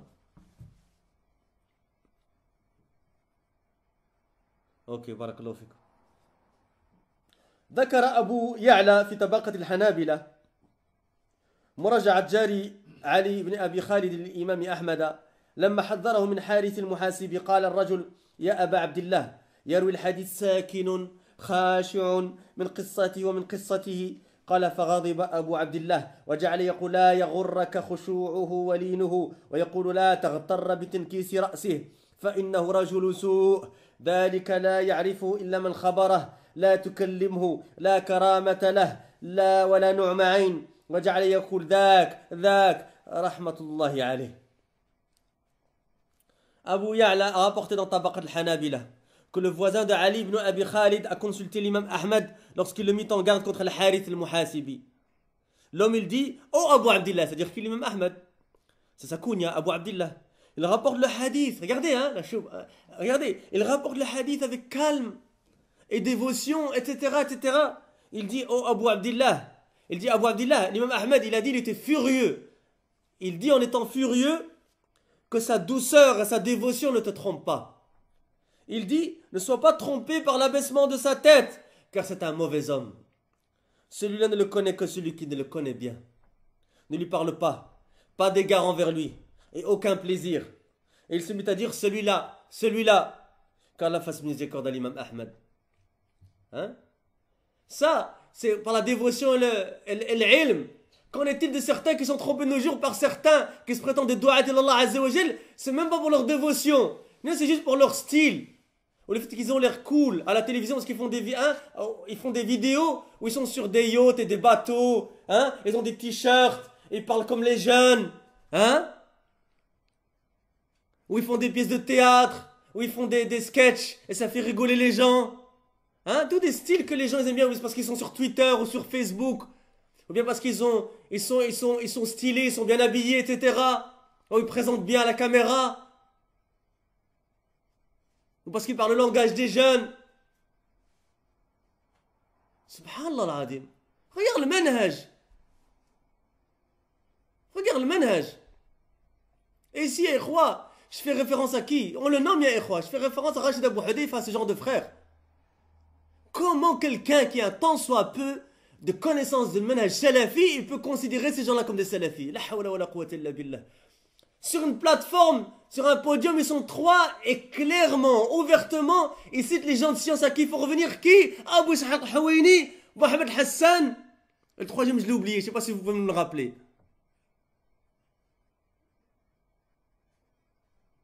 Ça doit être sur Mohamed Hussein Yaqoub, si je me trompe, ça doit être un de la bande, de toute façon. Hein? Mohamed Hassan, il a déjà, les gens, les ulama, Cheikh Rabi, il dit, quand il était salafi, pourquoi il sort de la salafia, aslan? Quand il a été déjà salafi, pourquoi il sort de la salafia? Il n'a même pas été salafi, c'est quelqu'un qui est sauté par les gens de l'innovation à Muqtadi'. Regardez juste sa position par rapport aux révolutions qu'il y a eu dernièrement, vous allez tout comprendre. Subhanallah al-Adim. Regardez leurs références. Regardez avec qui ils font des conférences. En Belgique et en France et ailleurs. Est-ce qu'ils sont avec les gens de la Sunna ou ils sont avec les Ikhwan muslimin? Comme Mustafa Qatsit, Rachid Haddash, Et ce genre de personnes-là, et Adil Jetari, ce genre de personnes-là, dont leurs références, je les connais personnellement parce que j'ai vécu à Bruxelles pendant plus de 30 ans. Ici, Youssef Al-Qardawi, c'est ça leur référence. Mohamed Hassan, Mohamed Hussein Yaqoub, Abou Ishaq Al-Hawaini, Sayyid Qutb, Mohamed Mouzen Abidine Sourour. Hein? Est-ce que ces gens-là, nous va les écouter? Et vous voyez d'ailleurs que dans leur discours, ils font tout pour mettre un doute sur la salafia et sur l'affiliation à la salafia. Alhamdulillah, on les a réfutés, alhamd. Hein? Et sur les salafis, comment ils les dénigrent. Et comment ils essaient de les décrire de manière, hein, à ce que les gens les dénigrent et se moquent d'eux, et ne les considèrent pas, et ne les respectent pas, etc. Et comment ils se comportent vis-à-vis du Sharh wa Ta'dil. Et comment ils se comportent vis-à-vis des réfutations des ulama. Hein? Et sa parole qu'il a dit, ah, Ben Laden, j'ai pas bu le café avec lui. Encore une fois, le menage, c'est une histoire de cappuccino, de macchiato, c'est ça le problème. Hein? C'est comme ça que c'est ça la balance chez nous, dans le menage. Et après lui se revendique de Cheikh Ben Baz, etc. Cheikh Ben Baz, il a mis en garde sur Ben Laden, et on va mettre en garde aussi alors. On va voir qui suit Cheikh Ben Baz maintenant. En sachant là que ces gens-là, ils mentent sur l'ulama. Il y a une vidéo qui tourne de Cheikh Abdel Aziz sur internet, où la traduction elle est mensongère, où on l'a retraduite, et on a prouvé avec des fatawas du site officiel de Cheikh Abdel Aziz que ce sont des menteurs, sur l'appellation de la salafiyya. Et il y a des sœurs, surtout des sœurs, on a entendu surtout des sœurs, qui écoutent ce genre de personnes-là, ou qui regardent ce genre de personnes-là. Ah, ils parlent bien, ils présentent bien, et ukhti taqillah fi nafsik. Crains Allah subhanahu wa ta'ala. Et aussi que les frères, ils prennent leurs responsabilités et qu'ils empêchent leurs femmes de regarder ce genre de personnes et d'écouter ce genre de personnes. Subhanallah al-Adim. Comment quelqu'un peut se répandre comme ça chez les sœurs? Peut-être chez les sœurs qui ne sont pas salafiyettes, on peut comprendre parce qu'elles n'ont pas de usul, elles n'ont pas de qawa'id.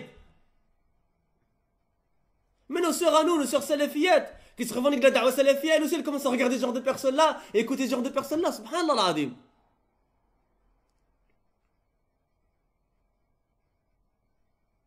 Il y en a un d'entre eux dernièrement, en sachant que moi je l'ai fait, je lui ai envoyé un email à Rachid Abou Hadifa. Pour pas qu'ils disent non, parce que c'est pas une condition de faire nasiha, de la réfutation, mais je l'ai fait quand même parce que je sais ce qu'il dit. Et il n'a jamais répondu.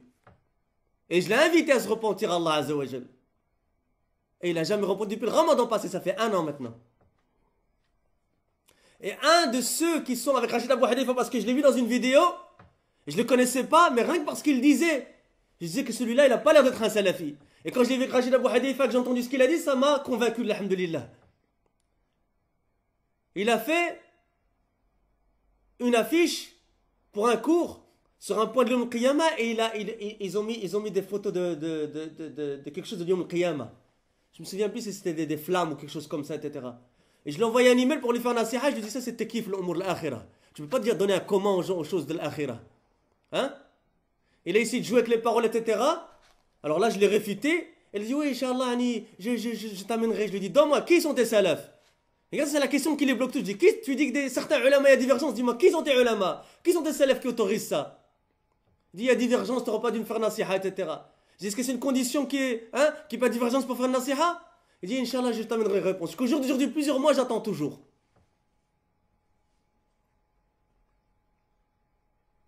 Ils sont indépendants des ulama, ces gens-là. C'est ça le caractéristique. Je lui dis, qui sont tes salafs? Il n'a jamais répondu jusqu'au jour d'aujourd'hui. Et après, on les voit sur des yachts. Hein? Vous savez, c'est quoi un yacht? Hein? Des bateaux, hein? Des bateaux à vitesse rapide, comme ça un peu. Ça fait luxe et on bronze au soleil, on fait un dars. Et pour montrer que l'istiqama, c'est pas si difficile. Est-ce que vous avez un alim faire ça? Est-ce que vous avez vu Cheikh Rabi' sur un yacht faire la promotion de l'istiqama comme ça? Est-ce que vous avez un de nos frères salafis parmi les tollab l'ilm? Est-ce que vous avez un de nos frères faire ça? Mais les jeunes, certains jeunes, ils aiment bien ça. Hein? Parce que s'ils connaissaient avant l'istiqama, etc., et ça ressemble à certains clips qu'ils avaient l'habitude de voir avant, mais maintenant, ça, avec la couleur de din, alors c'est encore mieux.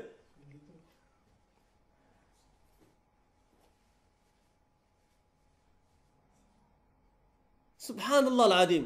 Et après, on les voit plonger, on les voit nager, on les voit rigoler, etc. Subhanallah al-Adim. Et peut-être qu'il y a même certaines de nos sœurs, j'espère pas, qui regardent peut-être ça. Hein? C'est cette da'wa. Comment tu plonges d'un rocher? La hawla wa la quwwata illa billah. Les gens ont besoin de tawhid, les gens ont besoin de sunnah, les gens ont besoin de clarification. Rien quelqu'un qui se respecte, même s'il n'a pas beaucoup d'ilm, rien qui voit ça, ça devrait lui suffire. Et après tu les vois dans d'autres vidéos sur un cheval. Et vous rigolez, c'est des choses vraies qu'on a vu de nos propres yeux, Naam. Avec des anachid, etc. et kada, et cheikh un tel, et cheikh un, il s'appelle Shuyukh, masha'Allah. Il y a sa zouaj, Rachid Abou Hadayfa, etc. Il y a sa zouaj chez le vague, Rachid Abou Hadayfa. Il y a sa zouaj chez un salafi, demandez aux frères de Bruxelles, nous on le connaît. Il dit ouvertement le Qardawi, hafidahullah, il est avec les Ikhwan musulmans, etc. Tu les vois dans les manifestations pour la Palestine, etc. Subhanallah al-Adim. Les gens, ils veulent absolument qu'ils soient salafis, même s'ils ne le sont pas. Même si certains d'entre eux, ils réfutent l'affiliation de salafis, non, ils veulent qu'eux soient salafis.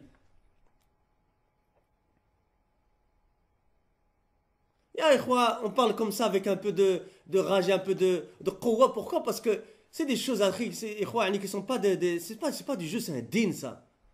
C'est un din. C'est un din.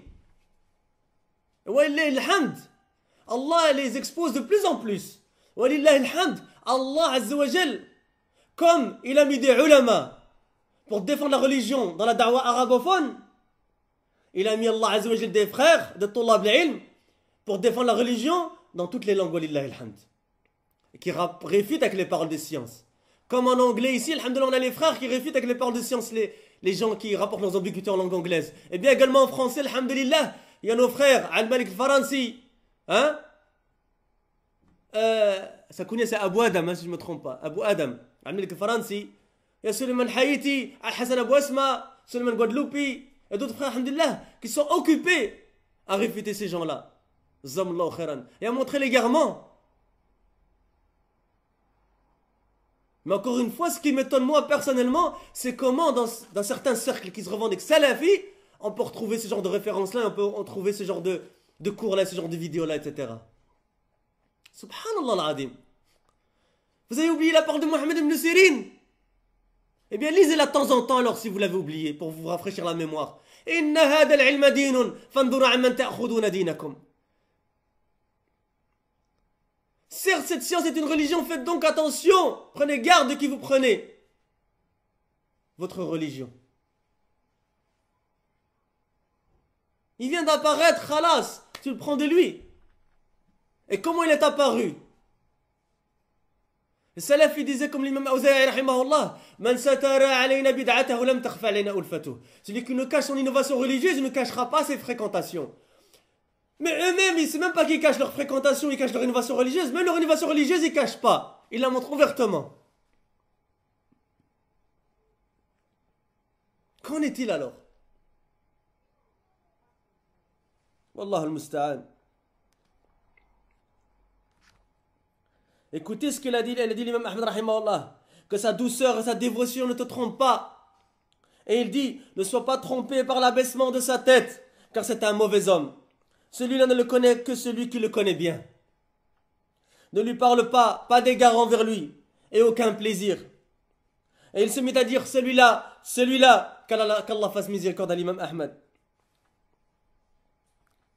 ولم يخدع الصحابة رضي الله عنهم ولم يخدع من تبعهم بإحسان من أئمة الهدى والخير لم يخدعوا جميعا بأحوال من خالف السنة وأحدث في دين الله ما ليس منه من بلغت أحوالهم ما بلغت وكيف يخدعون وعندهم الفرقان وقد جاءهم من ربهم الهدى لم يغتر السلف بأعمال أهل البدع ولا بزهدهم ولا بطلبهم العلم بل كان ذلك داعية لاجتهادهم في التحذير منهم وهجرهم لاغترار كثير من الناس بحالهم وجهلهم وبحقيقة ما هم عليه وما يدعون إليه. Et avant que j'oublie, Abu Ishaq al-Hawayni, notre cheikh Khalid Abu Abdel A'la hafidahullah ta'ala, hein, d'Égypte. Vous connaissez ce cheikh ou pas? Khalid Abu Abdel A'la. C'est un cheikh qui est tesqué de ma cheikh. Je connais personnellement parce que j'ai des contacts avec lui. Et il a fait un livre en 900 pages, ya ikhwa. Je l'ai ici à la maison, 900 pages, réfutation d'Abu Ishaq al-Hawayni. 900 pages, ya ikhwa, et peut-être même plus. Préfacé par qui? Cheikh Awel Jabiri. Préfacé et annoté par qui? Ils ont fait des commentaires. Cheikh Hassan Hassan Abdel Wahab Marzouk al-Banna, le cheikh qui est venu chez nous il n'y a pas longtemps ici, le cheikh des savants d'Égypte, qui le connaît d'ailleurs personnellement parce qu'il est de la même ville que lui, il est du Caire. Qui d'autre? Cheikh Falah Ismail Moundakar, qui a fait des annotations dans le livre et qui a commenté le livre et qui a incité à publier le livre. Cheikh Mohamed Bezmoul, Cheikh Mohamed Mouhiddin de l'université de Médine. Il y en a tous ces machirs qui ont préfacé ce livre. Rad sur qui? Abou Ishaq al-Hawaini. Qui fait la tizkiya d'Abou Ishaq al-Hawaini? Ces gens-là de France et de Belgique. Donc qui va suivre nous? Les ulama ou le mubtadi'a et ceux qui font les lances des mubtadi'a? Choisis ton camp, mon frère. Choisis ton camp, Ortifillah. Mais choisis-le maintenant et choisis-le bien. Avant que tu remettes des comptes à Allah subhanahu wa ta'ala.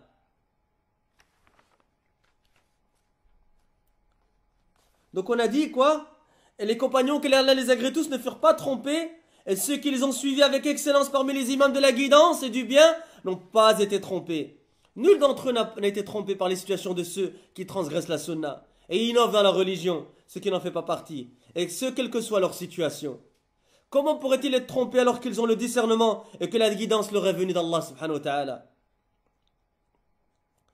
Les pieux prédécesseurs n'ont pas été trompés par les actions des gens de l'innovation religieuse, ni par leur ascétisme, ni par leur quête de la science. Mais au contraire, cela les incitait à faire encore plus d'efforts dans la mise en garde contre eux et dans le fait de les boycotter, et en raison du fait que beaucoup de gens ont été trompés par leur situation et leur ignorance de la réalité, de ce sur quoi ils sont et de ce à quoi ils appellent. Les étudiants en sciences islamiques, au temps où ils étaient nombreux sur terre, Cheikh il dit. Et on va peut-être continuer, on a encore 8 minutes, jusqu'à la fin de la première khutbah, parce qu'il y a 2 khutbahs dans une khutbah de Jumu'ah, hein. Et peut-être qu'on laissera le reste de la deuxième khutbah pour des cours suivants. Je ne sais pas si les frères sont d'accord dessus notre publication. Il dit وَلَمْ يَلْتَبِسْ عَلَى طُلَّابِ الْعِلْمِ مَا كَانَتْ الدُّنْيا تَمُوجُ بهم صَنِيعُ الْأَئِمَّةِ فلم يخلط طلاب العلم بين ترجمة الرجل وجرحه ثم خلف من بعدهم خلوف اتبعوا أهواءهم وتنكبوا سبيل سلفهم وجانبوا الصراط المستقيم وقاموا على بنيات الطريق فخلطوا بين ترجمة الراوي وجرحه وأتوا بالموازنات فضلوا وأضلوا وحادوا عن الصراط المستقيم نسأل الله أن يهدينا إلى الرشد والطريق القويم إنه على كل شيء قدير وصلى الله وسلم على نبينا محمد وعلى آله وأصحابه أجمعين. Cheikh al-Islam il termine hafidahullah ta'ala cette première khutbah en disant: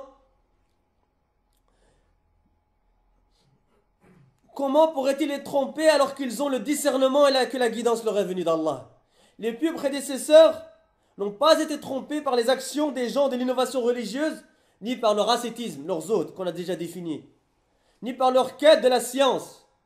Mais au contraire, cela les incitait à faire encore plus d'efforts dans la mise en garde contre eux et dans le fait de les boycotter en raison du fait que beaucoup de gens ont été trompés par leur situation et leur ignorance de la réalité, de ce sur quoi ils sont et de ce à quoi ils appellent. Les étudiants en sciences islamiques, au temps où ils étaient nombreux sur terre, n'avaient aucune confusion concernant le travail des imams. Et ils ne confondaient pas la biographie d'un homme avec sa critique. Pourquoi on dit ça? Parce qu'il y a une shubha qui est très connue chez les gens des shubhat, mais qui est très connue chez nous aussi, parce qu'on l'a réfuté, alhamdoulilah, les ulama l'ont réfuté. Eh bien c'est quoi? C'est que quand tu dis le mal de quelqu'un, tu critiques quelqu'un, tu dois dire son bien. Ce que les ulama s'appelle manhaj al-muwazanat. Et dans le prochain cours, Inch'Allah, on va réfuter ça en détail, Inch'Allah. C'est-à-dire que tu dois faire l'équilibre. Mais attention, ils essaient d'utiliser des preuves. Regarde l'imam Dahabi, rahimahullah, qu'est-ce qu'il a fait dans Sira A'lam Nubala? Quand il dit le mal d'un mubtadi, il dit aussi son bien. Et c'est ça qu'il a dit, Cheikh, ici. Il dit, les Talab Ilm, les anciens, ils n'ont jamais eu de problème avec cela. Parce qu'ils n'ont jamais fait la confusion entre la biographie et la critique. La biographie, naam, tu dis les deux, mais dans la critique, tu dis pas les deux. Comme on va le voir, Inch'Allah, dans le prochain cours, Cheikh Jamal ibn Furah al-Harithi, hafidahullah ta'ala, qui est à Riyad et qui est l'élève de Cheikh al-Fawzan, dans son annotation du livre de Cheikh al-Fawzan, des questions-réponses que j'ai citées tout à l'heure, la Juba al-Mufida, page 49 à 60, il fait 11 pages de réfutation, Cheikh al-Fawzan et Cheikh Jamal ibn Furah al-Harithi, 11 pages de réfutation sur cette règle-là de Muazanat. Et il dit, regarde, même les juifs et les chrétiens ont des hasanat. Et Allah Azza wa Jalla a critiqué dans le Coran, il n'a pas dit leurs hasanat. Et quel aqil, quel doué de raison Sans parler d'étudiants en sciences islamiques, il dit que tu dois lire leur bien quand tu les critiques. Cette règle, elle est batila dans la critique. Et comme l'a dit Cheikh Al-Albani, parce que tu diminues la force de la critique quand tu fais cela. Et lui, il va te dire, Jazakallahu khaira. Quand on fait une critique, on dit que le mal des gens. Dans la biographie, c'est autre chose. Et il dit, le cheikh ici,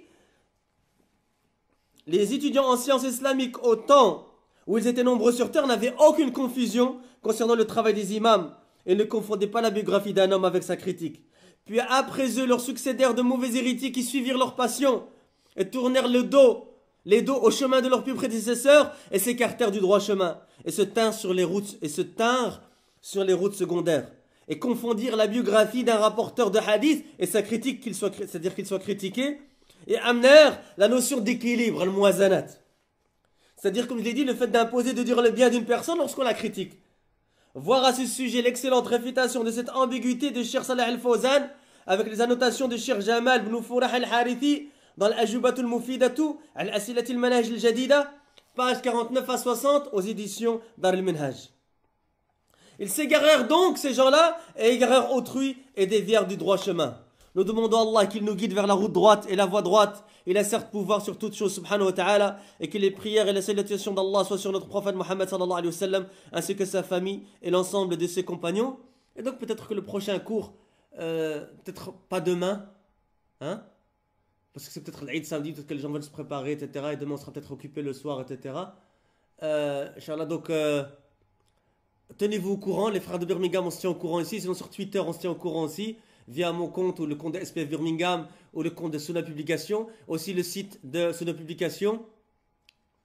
C'est quoi le site de Sunna Publication? C'est sunnapublication.com, c'est ça?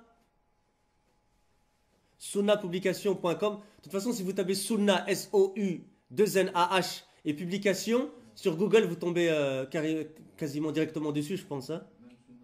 Ouais, hein? D'accord. Donc, Sunna Publication. Tenez-vous au courant pour le prochain rendez-vous, Inch'Allah. On essaiera que ce soit pas dans trop longtemps pour pas qu'on perde le fil. Wa jazakumullahu khairan. Wa subhanakallahumma bihamdik. Ashhadu an la ilaha illa anta astaghfiruka wa atubu ilayk. Wa hayyakumullah. Et on se voit donc au prochain cours, Inch'Allah.